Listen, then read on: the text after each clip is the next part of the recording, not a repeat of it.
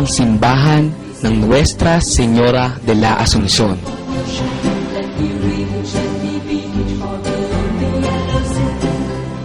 Maraming pinagdaanan ng makasaysayang bayang ito ng Maragondon, Cavite. Sa ilalim ng pamahalaang Kastila, taong 1727, nangganap na maging munisipyo ang bayan na ito. At nanungkulan bilang kauna-unahang gobernadorcillo si Don Gregorio Silvestre. Malaking lupain ang nasa sakupan ng bayan ng Maragondon. Noon, ang mga karatig bayan nito, kabilang ang mga bayan ng Ternate, Magallanes, General Aguinaldo, Alfonso at Naik, ay mga baryo lamang nito na di nga naglaon ay naitatag bilang mga hiwalay na bayan. May sariling parokya at pamahalaan. Ang Naik ay napahiwalay sa bayan ng Maragondon taong 1795. At ang patrona ay ang Immaculada Concepcion. Samantalang ang Ternate ay nagsariling bayan noong March 31, 1857. Ang Santo Niño ang kanilang naging patron.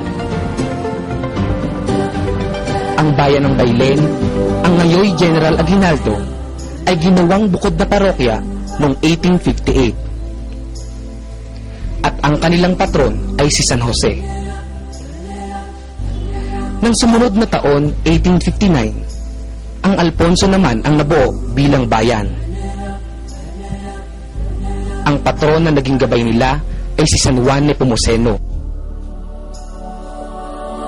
At noong June 15, 1879, naitatag naman ang bayan ng Magallanes, na ang patrona ay ang Nuestra Señora de Guia.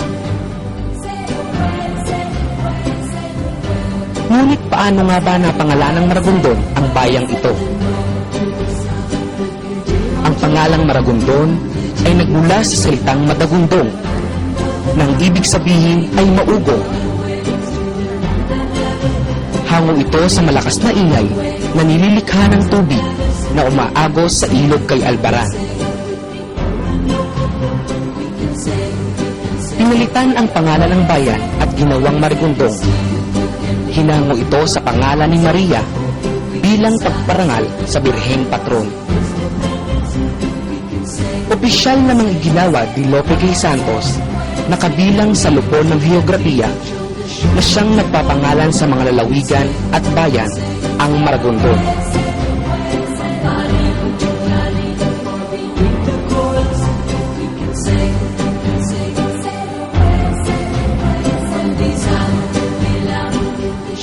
Sa buong Pilipinas, maraming mga antigong simbahan ang itinayo ng mga Kastila sa panahon ng kanilang pananakop. Ang pamahalaang nasyonal, sa pamamagitan ng NCAA o National Commission for Culture and the Arts, ay kumilala ng 26 na mga simbahan mula sa buong kapuluan upang mapabilang na isang National Cultural Treasures dahil sa kahalagahang kultural at natatanging arkitekto ng mga ito. At noong ng July 31, 2001, ay ipinahayag ang pagkakapili ng simbahan ng Nuestra Señora de la Asunción sa 26 na mga simbahang itinuturing na National Cultural Treasures. Natatangi ito sa mga disenyong barkong galyon at mga bulaklak na pansin sa mga altar, pulpito at pinto. Malaking bahagi ng simbahan ay gawa pa sa mga batong mula sa ilog.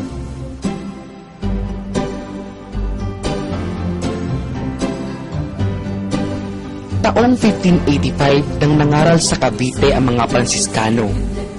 Makalipas ang 10 taon, 1595, naitatag ang parokya ng Silang na sumasakop sa Indang at Maragondon bilang mga bisitas nito. Noong 1611, sa pamamahala ng mga Heswita, ang Maragondon ay nahiwalay sa Silang at inihanda bilang bagong parokya. 1620, nang mag-ambag-ambag ang mga mamamayan at nakalikom ng halagang 70 piso upang makabili ng isang imahe ng mahal na birhen. Taong 1627, formal na naitatag ang parokya ng Maragondon. Naging maunlad ang bayan, kung kaya't noong 1630, gumawa ng mas malaki at mas magandang simbahang gawa sa kahoy. 1633, ginawang bato ang simbahan. Nang sumiklab ang digmaan sa pagitan ng mga Kastila at Olandes, ay pinagiba ng mga Kastila ang simbahan sa panganib na gawin itong kuta ng mga kalaban taong 1646 hanggang 1649.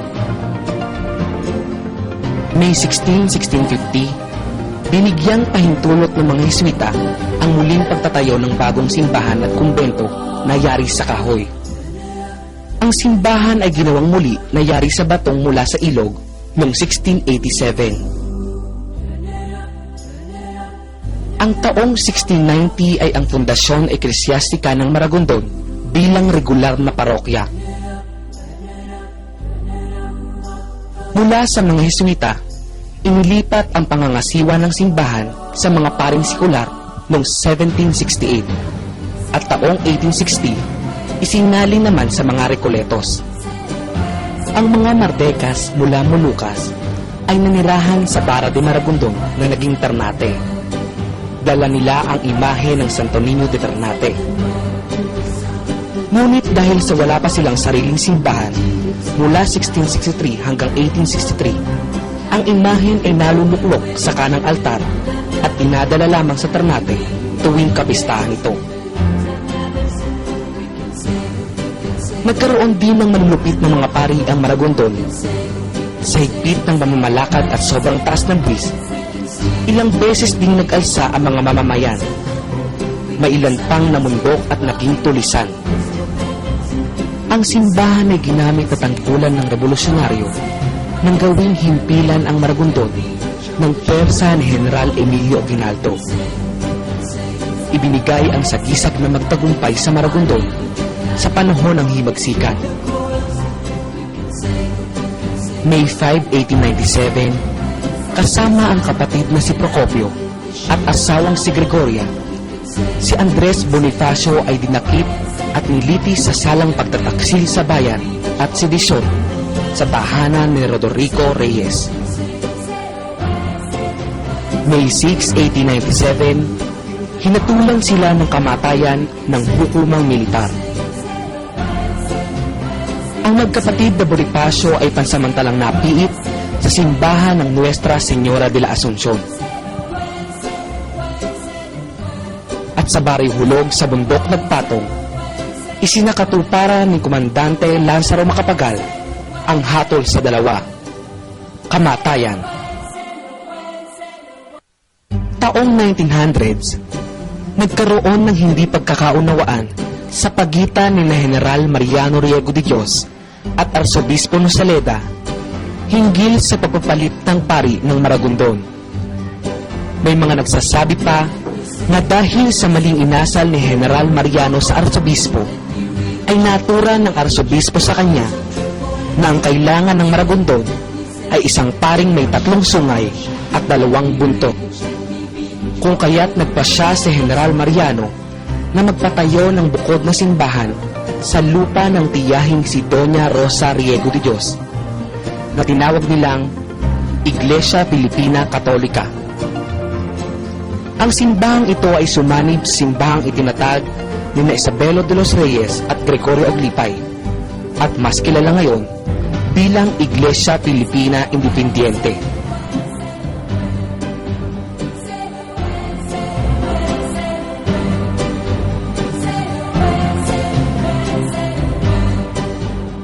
Kahanga-hanga at katangi-tangi ang yaman ng simbahan ng Birhen de la Asuncion na may ilang daang taon na. Halimbawa na dito ang kabuuan ng simbahan, ang kampanaryo at kumbento na gawa sa batong nagmula sa ilog. Ang mga baldosa ng sahig na ito ay gawa pa sa sinaunang tisa. Maraming mga kwentong bayan hinggil sa pagkakatayo ng bagong simbahan. Sa tuwing babalikan daw ng mga kalalakihan ang naiwang haliging bato, Mas mataas daw ito ng isang patas kaysa nung iwan nila. Di umano, mga taong ilog ang naggawa nito. May mga nagsasabi pang duwende at sirena. At ang dahilan daw kung bakit malamig ang sahig ng simbahan ay dahil sa mga lihim na lagusan patungo sa kuweba na may tubig, kung saan naninirahan ang sirena. Ngunit walang konkretong ebidensya sa mga bagay na ito. Naiiba naman ang hugis sapatos ng kabayo na espasyo para sa komunyon. Nagkaroon ng malaking pagtitipon noong April 17, 1842 sa pagdiriwang ng dakilang jubileo. Kung kaya't, upang hindi makalimutan, ipinaukit ang kaganapan sa biga ng Kisame. Taong 1860, pinalagyan ng makukulay na salaming bintana ang simbahan. Nasa ibabaw nito ang simbolo ni San Nicolas de Tolentino, isang pugo sa plato na may nakabuhol na tali at uhay sa ilalim na may 7 bituin sa ibabaw. Ang pintuang ito naman patungong sa sakristiya ay may ukit na may kahalintulad sa buhol. Nakaukit dito ang adordong bulaklak ng Rosa Mystica, ang sagisag ng mahal na birhen. Samantalang ang malaking pintong ito naman ay may disenyo ng mga bulaklak at barko ng kalakalang galyon. Gawa ito sa makapal at mataas na uri ng kahoy. Ang engranding altar na ito ay napapalamutian ng mga ukit ng mga anghel at bulaklak. Gaya sa mga lumang simbahan, ang retablo ay gawa sa kahoy at abot kisame ang taas. Ang mga paring noon ay naghuhumiliya sa pulpito gaya nito. Mapapansin ang puting kalapati sa ibabaw na siyang simbolo ng Ebanghelyo. At sa palibot ito ay ang simbolo ni Jesus at Maria. Ang krus na ito na matatagpuan sa kaliwang gilid ng simbahan ay noon pang 1712. Naiingatan pa naman ang mga libro de bautismo na nagsasaad ng mga nabautismuhan sa simbahan. 1802 pa ang pinakaunang tala. Ang mga kampanang ito ay sa panahon pa ni Padre Simeon Marin. Ang pinakamatanda ay taong 1832 pa ginawa. Nakaukit pa ang Asuncion patrona titular del Pueblo de Maragondon. Sa mga dingding ng simbahan, mapapansin na may mga lapida ng mga namatay. Ang kanilang mga buto ay nakalagak sa loob mismo ng simbahan. May ilang natatanging mga personalidad ang nakabilang dito. Sa may pinto ng sakristiya, nakalagak ang mga buto ni Padre Policarpio Villafranca, ang kauna-unahang paring Pilipino na tubong Maragondon na naging kura paroko ng simbahang ito. Sa kabilang tabi nakalibing naman ang mga buto ni Padre Zenon Villafranca, isa siyang paring tubong Maragondon na nagpanumpa kay General Emilio Aguinaldo bilang Pangulo ng Rebolusyong Pamahalaan ng Pilipinas.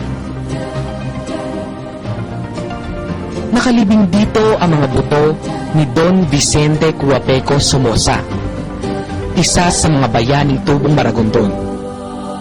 Bagamat nagmula sa mayamang angkan, isang ilustrado na umanib at sumuporta sa kilusan laban sa mga Kastila. Naging miyembro din siya ng representante na nagtibay sa Malolos Constitution.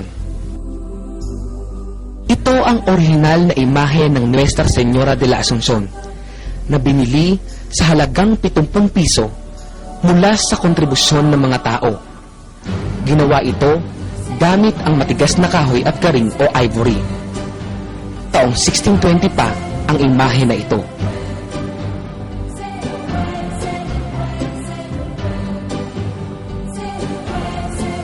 Bawat simbahan ay may sarili at natatanging kasaysayan na maaaring kapulutan ng aral.